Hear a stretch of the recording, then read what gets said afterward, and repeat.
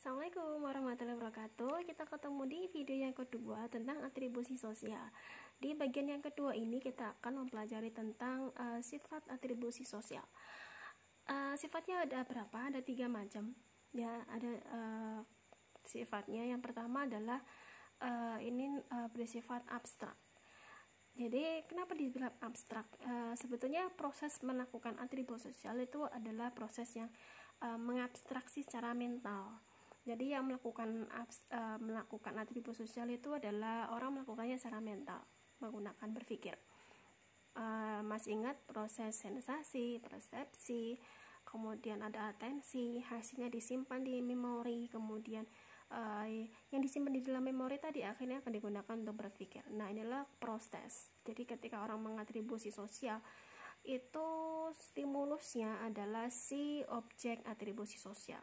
Misalnya komunikan melakukan atribusi sosial terhadap si komunikator.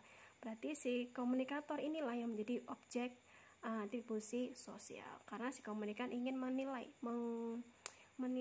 mengetahui sebab perilaku si komunikator, kayak gitu. Abstraksi mental ini seperti apa sih? Abstraksi mental ini adalah hal-hal yang dilakukan secara mental dari hal-hal konkret, kontekstual, diekstrak menjadi abstrak. Diabstraksi itu apa ya? Sesuatu yang secara real ada, fakta itu dibuat menjadi sesuatu yang bersifat mental. Apa ya? Sesuatu yang abstrak. Sesuatu yang konkret menjadi sesuatu yang abstrak. Sesuatu yang konkret itu jelas, tapi abstrak itu sesuatu yang tidak jelas. Jadi sifatnya memang atribusi sosial itu sesuatu yang tidak jelas, bukan ketidakjelasan gambarnya, enggak. Maksudnya gini, stimulus ya, kata-kata, ekspresi wajah, kemudian pesan yang disampaikan oleh komunikator, oleh komunikan itu dianggap sebagai stimulus yang masuk ke dalam sensasinya, kemudian mendapatkan atensi, kemudian kemudian menghasilkan persepsi yang itu jadi si komunikator itu kan konkret, orangnya ada dan dia hadir di situ lengkap dengan konteksnya. Dia pakai baju apa, datang dengan naik apa, dengan cara apa, dia ngomong itu dengan ekspresi seperti apa. Itu semua sangat kontekstual untuk membungkus pesan si komunikator. Tapi si komunikan melakukan abstraksi mental ini itu dari mengubah sesuatu yang konkret menjadi sesuatu yang tidak konkret. Karena apa? Karena yang diambil adalah gambaran mentalnya. Nah, itu maksudnya, sehingga sesuatu itu hasilnya nanti sesuatu yang abstrak dan bersifat umum. Karena jadi kayak gini lah, misalnya si komunikan itu mendapatkan premis mayor, premis minor, dan akhirnya dia membuat sebuah kesimpulan. Kesimpulan inilah hasil dari sebuah abstrak atribusi sosial.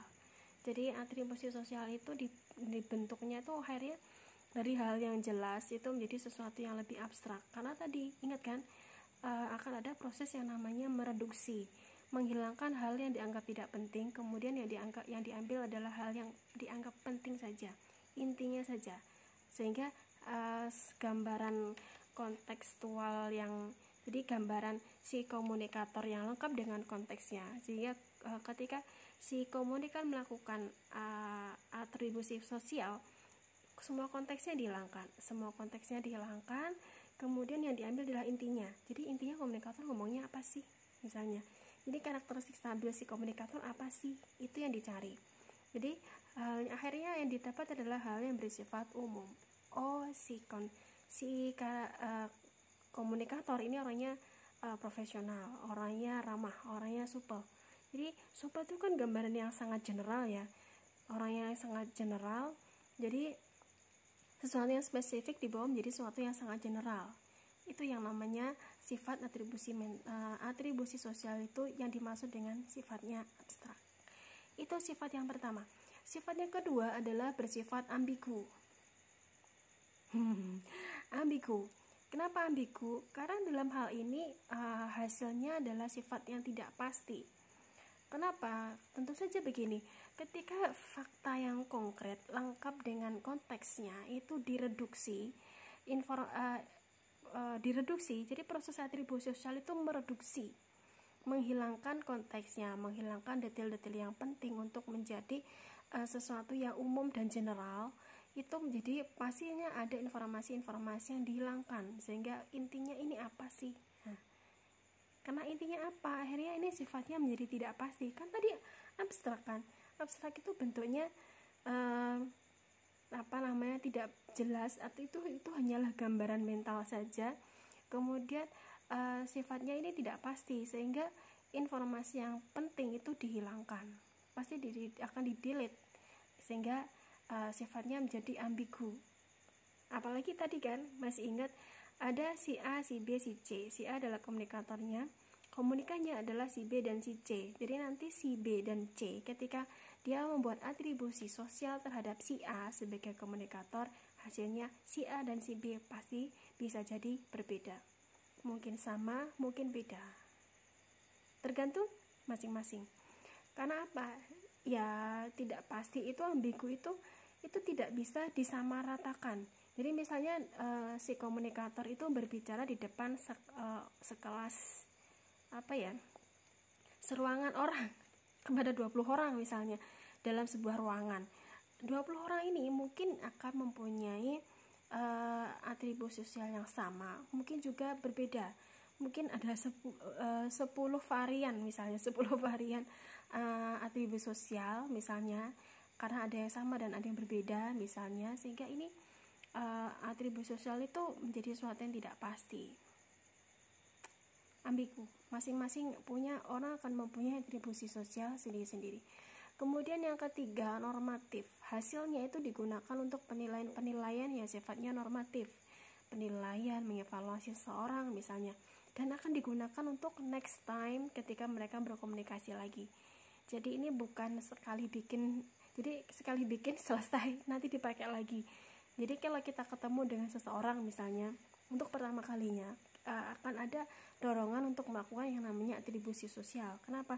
Itu bersifat naluri ya sebenarnya, terdorong untuk mengenali ini siapa, ini orangnya kayak gimana.